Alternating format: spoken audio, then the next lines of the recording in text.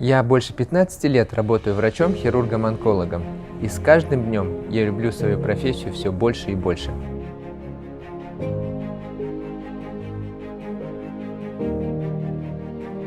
И сегодня я хочу поговорить о враче будущего. Кто он? А будет ли вообще нужен врач? И какими навыками он должен обладать? Дорогие друзья, мы живем в захватывающее время. Мы живем в самую благополучную эпоху развития человечества, в эпоху безграничных возможностей. Развитие технологий и человеческого потенциала просто впечатляют. И для этого даже есть собственный термин – экспоненциальный рост. Exponential growth surrounds us. We are no more in linear world. We are living in a world where changes are occurring in enormous speed. Now we are seeing how fast pace of changing in medicine is increasing even faster.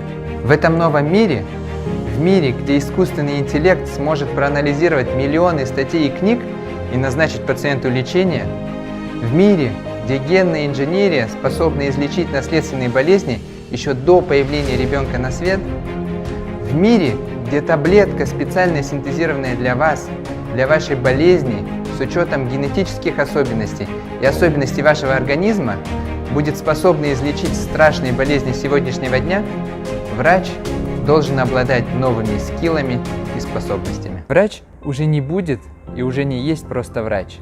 К уже существующим врач-исследователь, врач-предприниматель добавятся новые: врач-специалист IT, врач-робототехник, врач-специалист по искусственному интеллекту, врач-инженер, врач.